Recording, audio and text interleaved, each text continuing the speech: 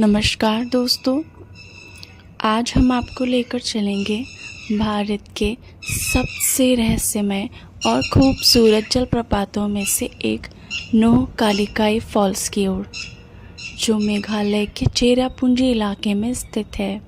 ये झरना न सिर्फ अपने प्राकृतिक सौंदर्य के लिए मशहूर है, बल्कि इसके पीछे छिपी है एक दिल तोड़ देने वाली त्रासदी, जिसने सदियों से लोगों के दिलों को झकझोर कर रखा है।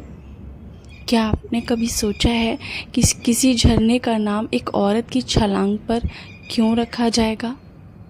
नोहकालिकाई का मतलब है लिकाई की छलांग। चलिए जानते हैं उस औरत की यानी कि लिकाई की वो सच्ची कहानी जो दर्दनाक है, जो आज भी इस झरने की हर एक बूंद में बसी है। लेकिन इससे पहले जानिए मैं कौन हूँ। मैं हूँ आरती और आप सुन रहे हैं ट्रू स्टोरीज। सो गाइस, अगर आप नए आए हैं तो प्लीज़ वीडियो को लाइक कीजिए, चैनल को सब्सक्राइब कीजिए और शेयर कीजिए और कमेंट करके बताइए कि आपको हमारी कहानियाँ कैसी लगती हैं। बहुत समय पहले चेरापूंजी के एक गांव में लिकाई नाम की एक स्त्री रहती थी। उसका पति एक मजदूर था जो जंगलों में काम करता था।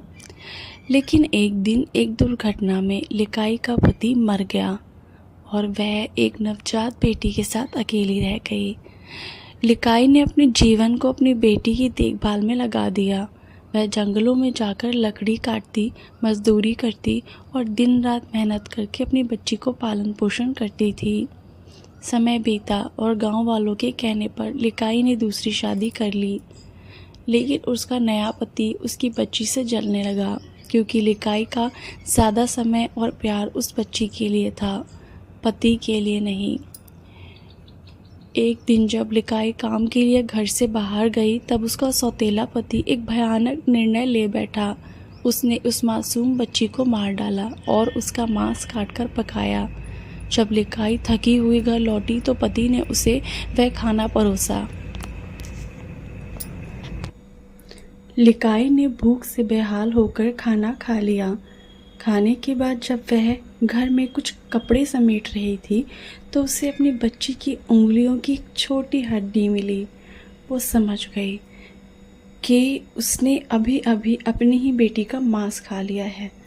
इस सदमे में लिकाई पागल सी हो गई और सीधा पहाड़ की चोटी पर गई, जहां आज नोहकालिकाई फॉल्स है, और वहां से कूदकर आत्महत्या कर ली। और तभी से इस झरने का नाम पड़ा नोहकालिकाई, जहां लिकाई कूदी थी।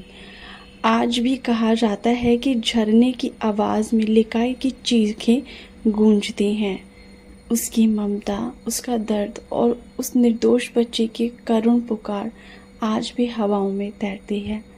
तो दोस्तों, अगली बार जब आप इस सुंदर झरने को देखने जाएं, तो उसकी सुंदरता के पीछे छिपे उस त्रासदी के सन्नाटे को भी महसूस कीजिए।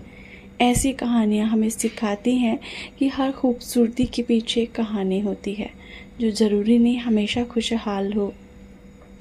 अगर आपको यह कहानी दिल से छू गई हो तो इसे शेयर करें और ऐसी सच्ची कहानियों के लिए चैनल को सब्सक्राइब करें।